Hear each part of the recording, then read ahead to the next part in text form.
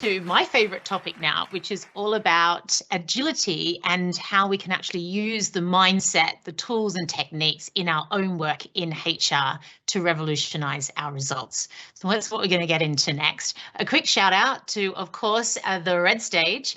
And over on the Red Stage, you have just before our coffee break, you're going to be looking at developing high performing teams remotely. So a really great topic there that I know a lot of you are kind of thinking about, talking about.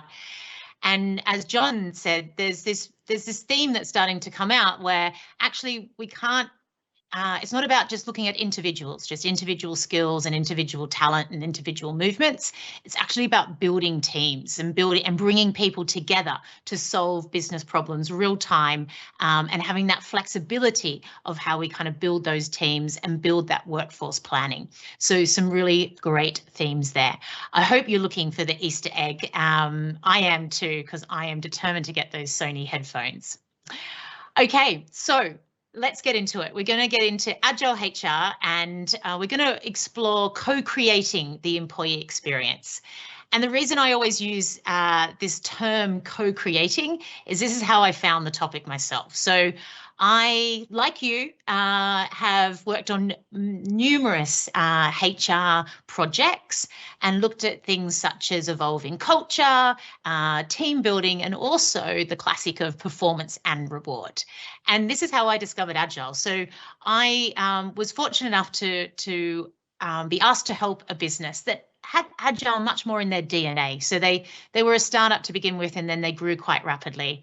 And I was asked to help them evolve performance and reward. And I did what a lot of us HR consultants do.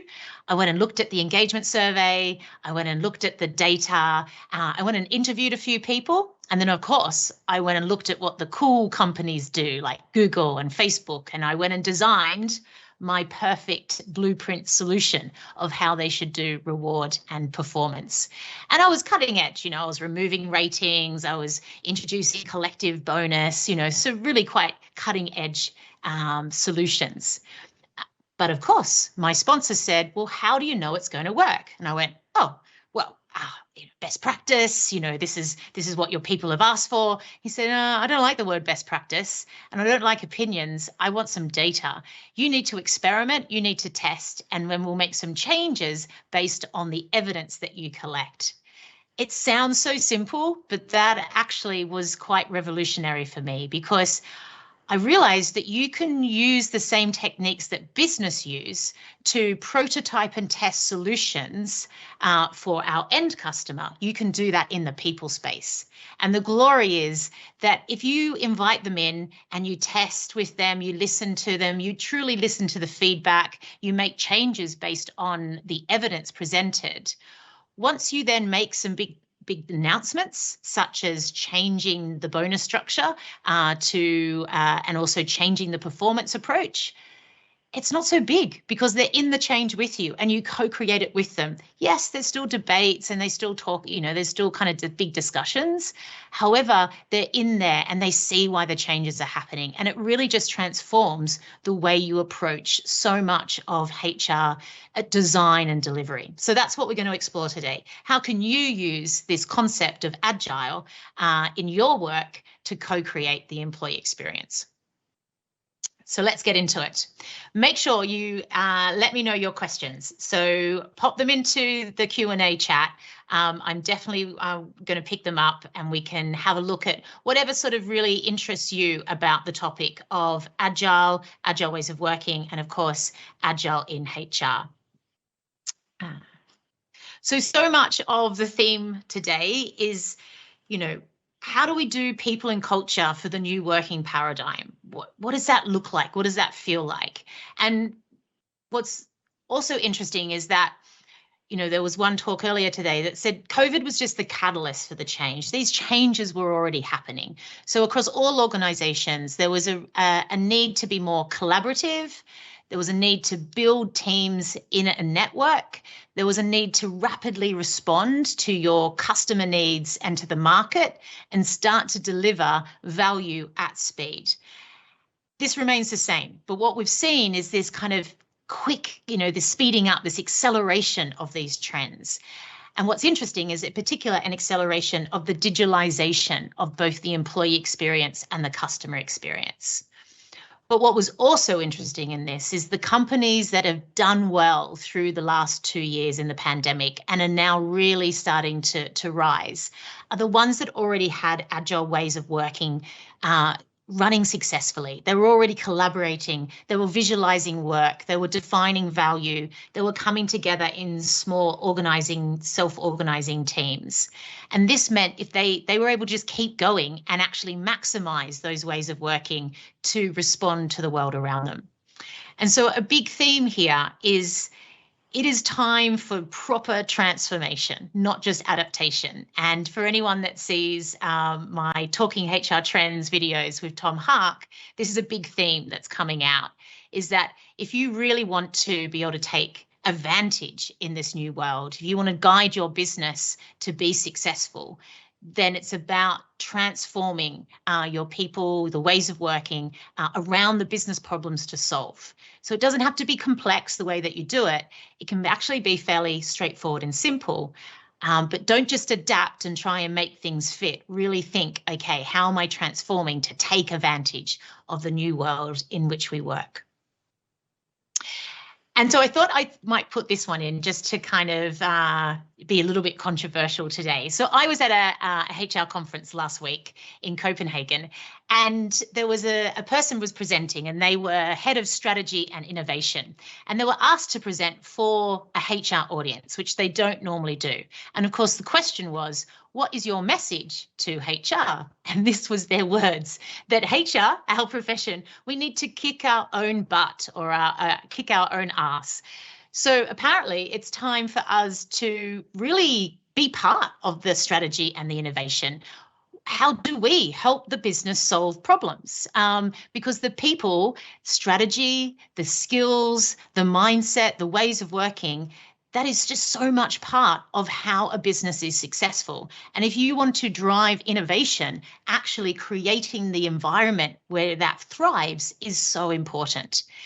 But what was interesting is that the kind of the kicking your own butt is that we actually have to use the tools ourselves. So only by knowing how to work in a more agile way, only by knowing what this means for the organization, what problems are we trying to solve, are we actually going to be able to design the people practices to support it? So that's the big theme today. So love to hear what your thoughts are around that. Please pop that into the Q&A and chat.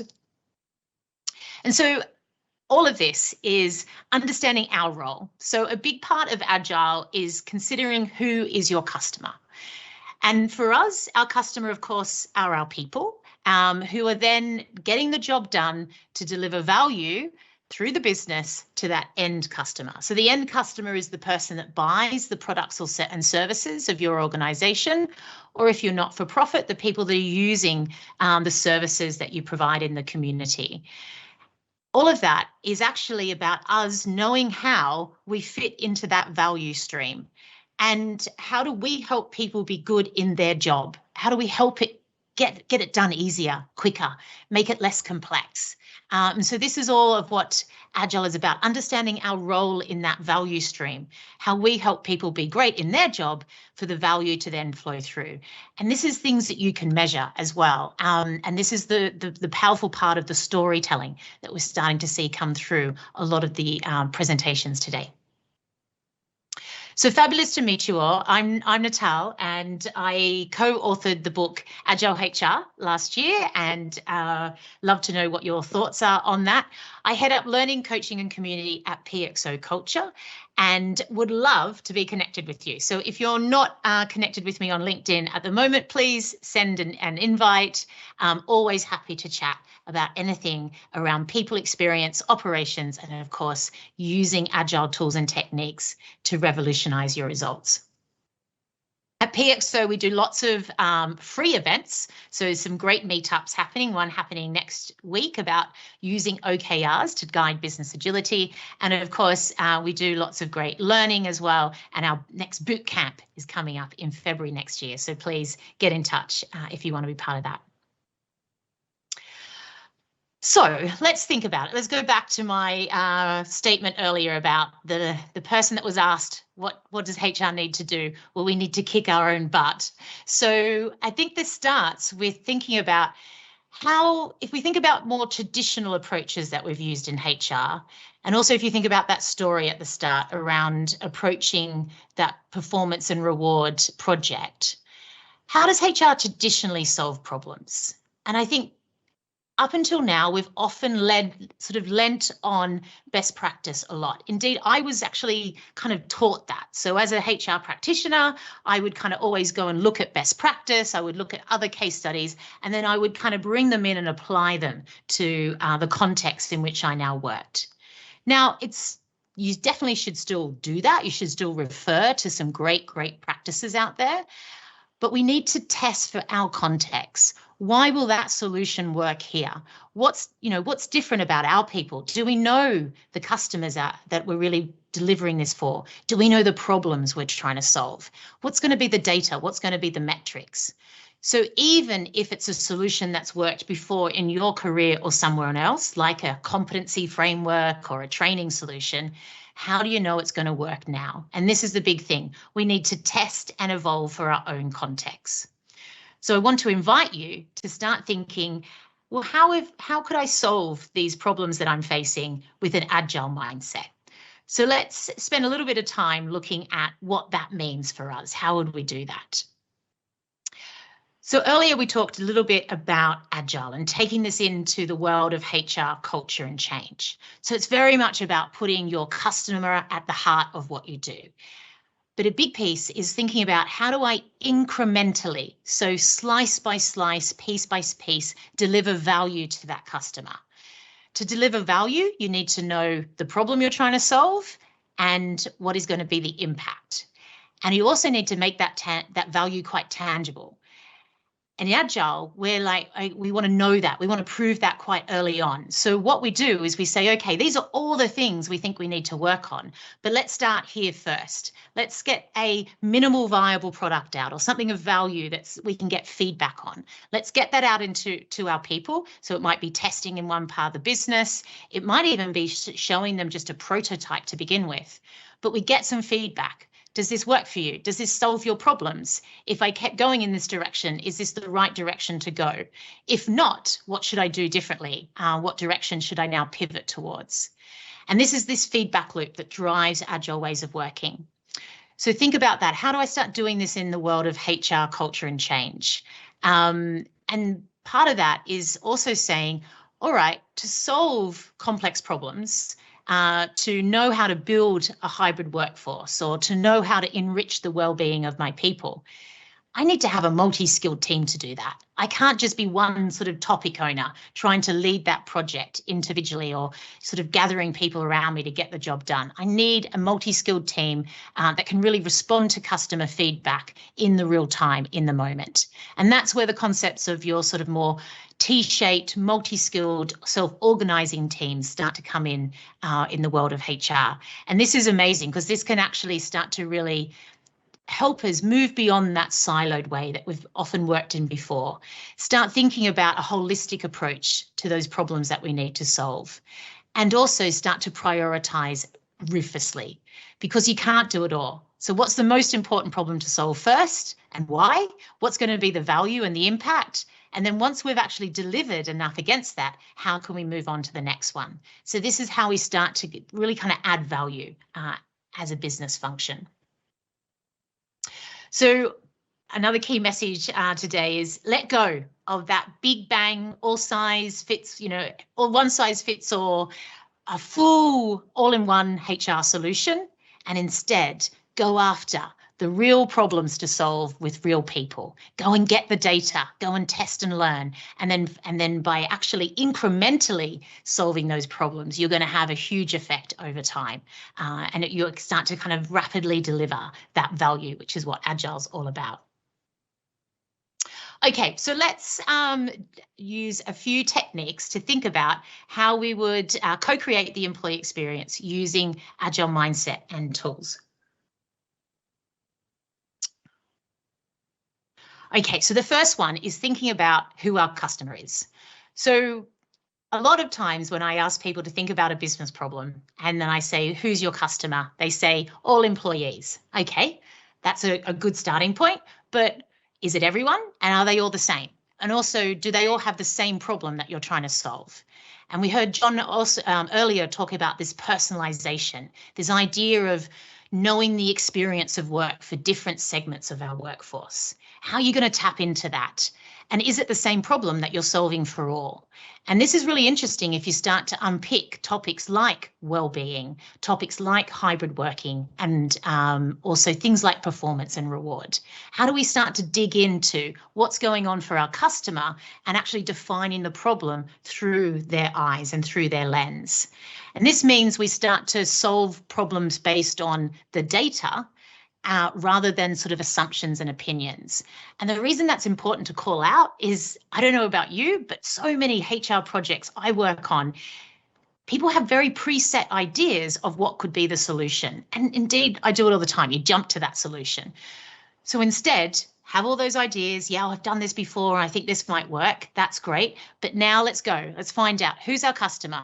What's the problem for them? Do I have a series of problems that I now need to solve? Where's the most important place to start and why? So a nice example around this is a company was using these techniques and they wanted to understand how do they solve the problem like career development? And this was because people were leaving in the organization after sort of 1.5 to 2 years. And they could see that if they could just turn that around, even just a little bit percentage wise, they could really maximize results. So they wanted people to go for new opportunities internally because it was a faster movement, it hit the productivity line better, and people seemed to stage more engaged and sort of give more into their role. So they went, okay, well, how do I solve a problem like career development? And of course, there were the usual things came up, competency frameworks, training solutions. And they went, okay, let's just go and find out what's going on for our customer. What are the problems that they see that we need to solve? And what was really interesting, these were some of the answers that came back. And people don't see career development just as necessarily the next move upwards. They found that people saw career development as the place that they work or that they wanted to help others, not necessarily themselves. And also there was a big theme coming out here around, well, I don't know the opportunity. I can't seem to connect with the new opportunity. And that opportunity didn't need to be the next job. It could be a project. It could be an experience. It could be mentoring or coaching someone. So that then meant that they went in a whole new direction with this project of how to solve for career development. So a lot of what I've talked about today then ties into this idea of human-centric design. And this links into Agile, but pulls very heavily on design thinking. So start seeing the journey that our people go through like a customer journey. And there's these moments that matter for our people, that if we get them right, we just truly engage them and we kind of maximize how they can contribute to the organization. A very obvious moment that matters is someone starting a new job. So whether that's new to the company or an internal movement. We know that if we set them up, if they feel very connected, they've got the right equipment and they can easily start integrating with their team, we know that they can just be so much more productive at a faster pace when they begin. If we get it wrong, there's this real disconnect. And indeed, we actually can lose people quite quickly in that first time that they either join the company or start a new job. So start thinking, okay, how do I start using these tools and techniques, digging into the sort of employee experience, mapping that out, understanding the pain points, and then prototyping and testing solutions to solve around that. A really nice example is a one company that was looking at management development. And so they saw that they had all these managers that said that they wanted to develop themselves. They said, I really need to develop our skills. But when they put these 2-day programs on, no one's had time to go. And everyone found it really hard to fit into their diary. Oh, I don't have time to leave the workplace and attend this face-to-face program. So they went, okay, we need to find out how a manager sees what's going on here. What is the problem to solve for these managers?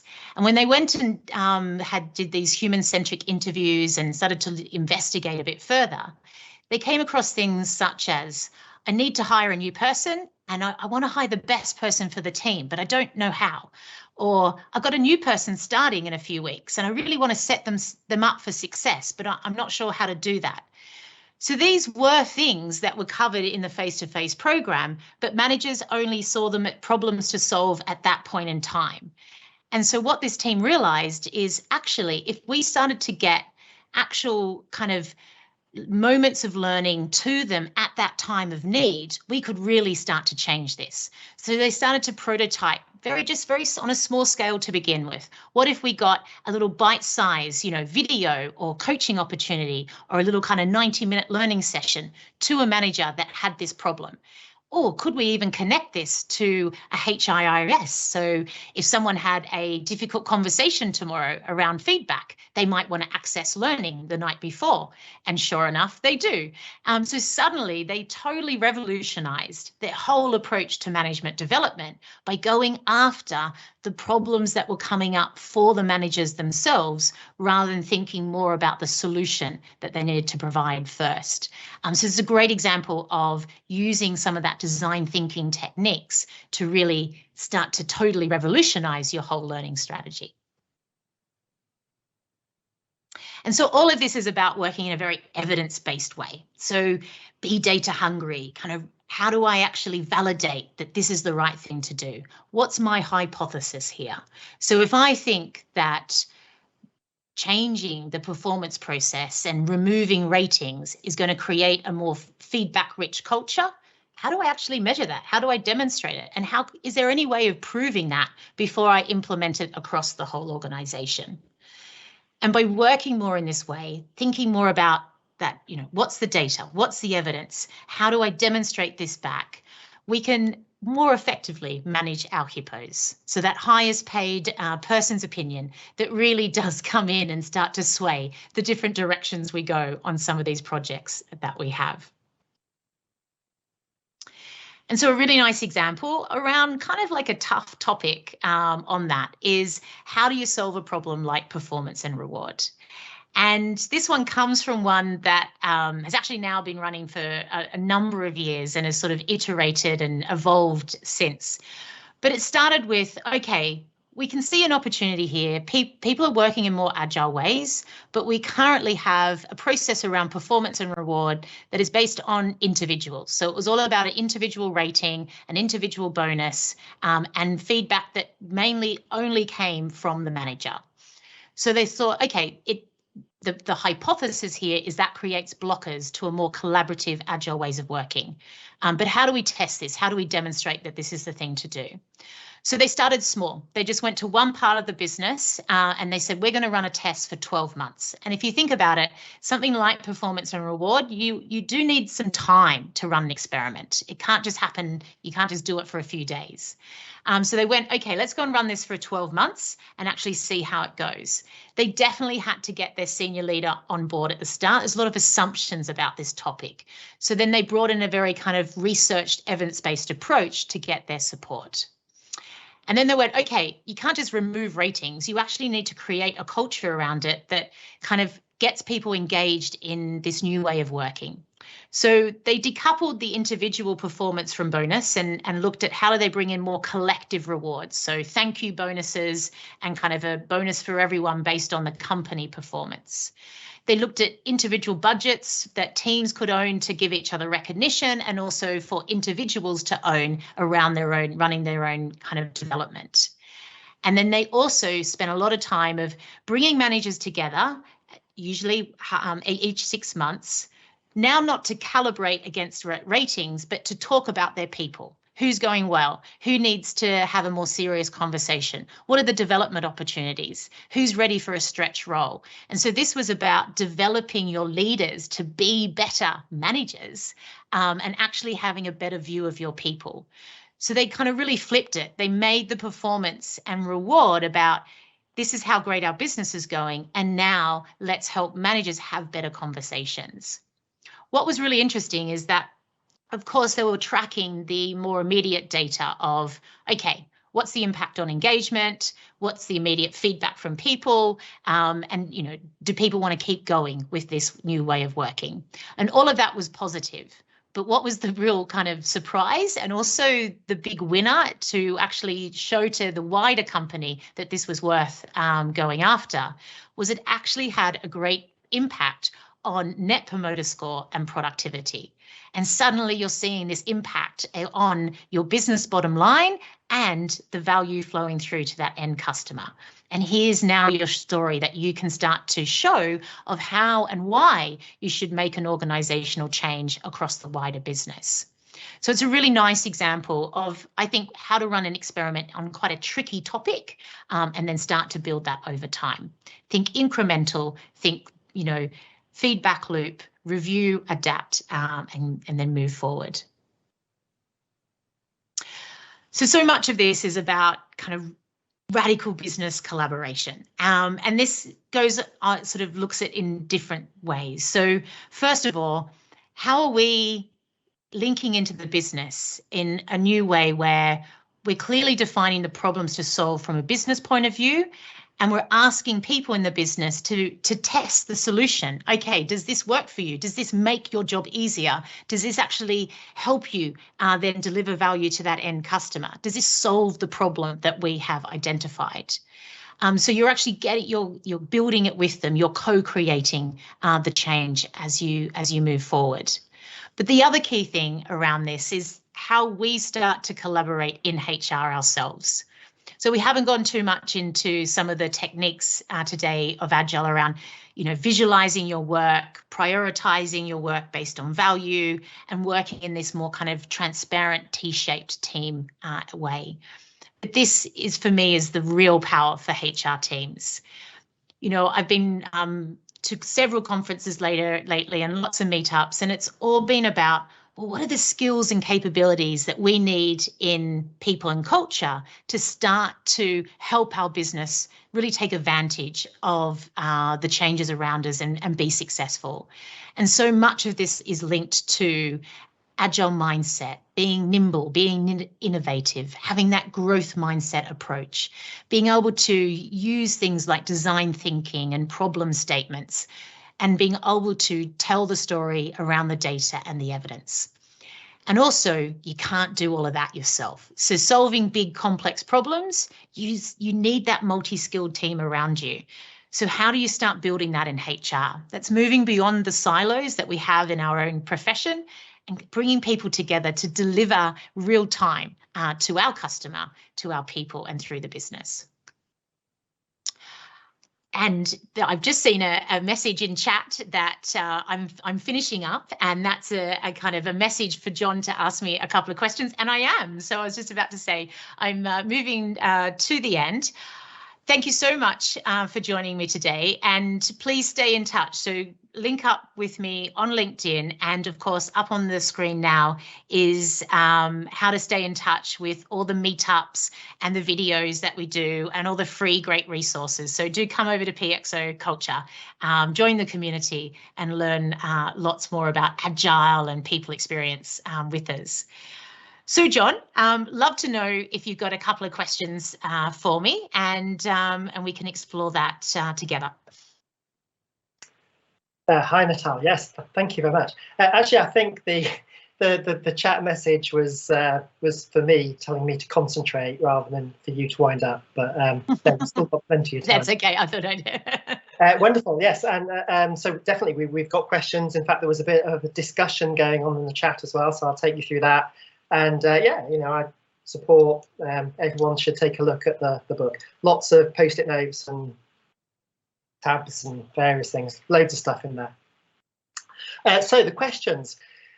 Yeah, well, I mean, you obviously made the point that we need to focus on employees, their experience, and making sure we're responding to that. Obviously, sort of pure Agile is getting everybody together in one team focused on the end customer experience. So Gila was asking about, do we have any examples? Do you have any examples of Agile approaches that are focused on the end customer and have actually changed HR's people practice as a result. And I agree. I thought LC's response to that, that an example is empathy begets empathy. You know, if we're empathetic within HR, it helps us to be empathetic with customers, and vice versa was appropriate.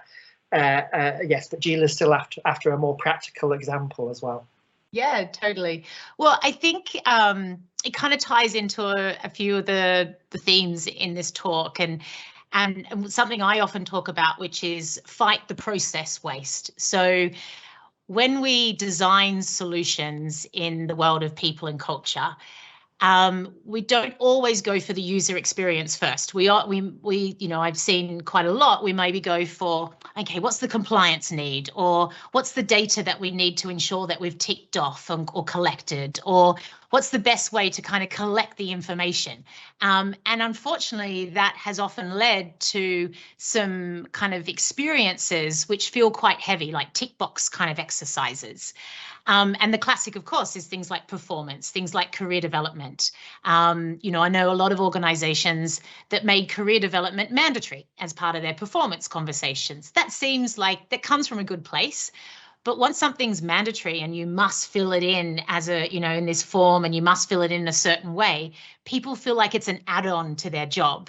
And any add-on to your job is getting in the way of delivering value through to that end customer. And so what I have seen is some exercises where they're looking at how to streamline, make someone more efficient. So they might be serving a customer in a call center environment, and they're looking at, okay, how do we ensure that they've got the tools available to them? How do they kind of make sure they can answer the question real time in one call so they get a better result with the customer?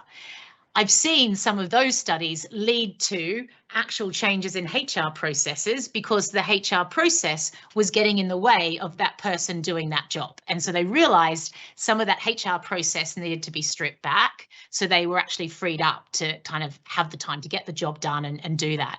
Another one that's come to mind actually was a company that does work with a lot of agile practices in HR. And they went into lockdown the first time, and their customer service had to fully get up and running in a remote way. And they thought this was just going to be terrible. They thought, oh, the service is going to go down, and, you know, we're going to be all these delays in getting the answer to the customer.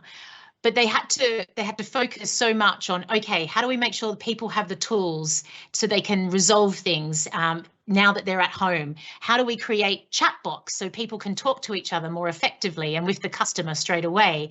So they just kind of innovated to solve the problem, and it actually led to a better result. So they were more productive, and they got better at kind of net promoter score with the customer. And so all these practices have now gone back into the wider company of, actually, these are great collaborative tools in a remote environment to now use across the company. So that's another example of how, by solving problems in one area, you actually can kind of bring that into another part of the business. Perfect. And then there's a good and important question that you're really not going to get time to answer, but let me read it out, and you can respond as best you can in the next 2 minutes. Okay. So Victoria's going through a process of agile transformation at the moment. She's in an organisation where 10% of the rest of the organisation in agile teams, the rest presumably in the more traditional way of organising.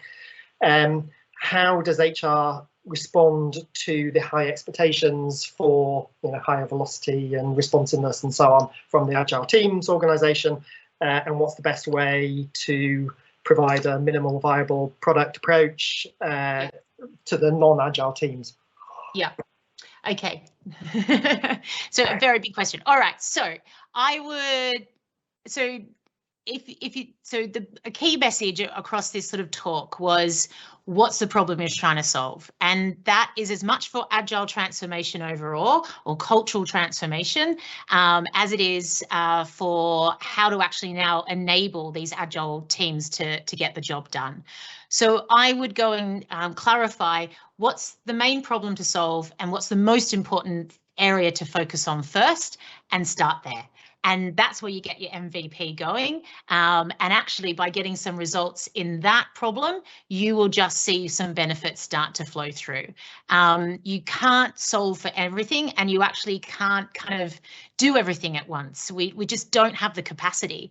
And actually, I think we can overcomplicate it by thinking we need to go after all these things at one time. So for the 10% that are working in an agile way, what's the key thing that's going to actually either what's the key blocker to remove or the key area to focus on to really accelerate that?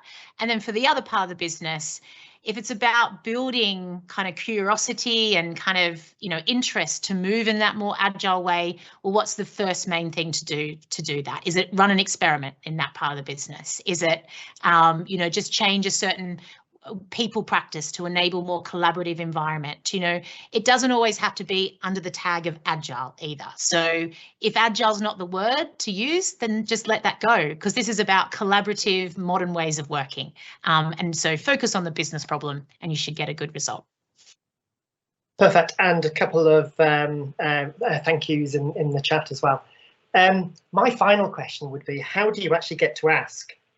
How do you solve a problem like without bursting into song? Sound of music too many times. That's what's going on in my brain. Anyway, I might. If you put career development behind it, then the song kind of gets a bit boring. So. Good response. Thank you. Right. Okay. So you get a break now, everybody, through till 3:30 CET. So if you've still got the energy, please do what I'd suggest you find the energy, go and talk to the sponsors in the exhibitor zone. So you've got Ezra, Culture Amp, Oracle, Whatfix, lots of other sponsors in there as well. Do remember the Easter egg hunt. Despite what Natal's been saying,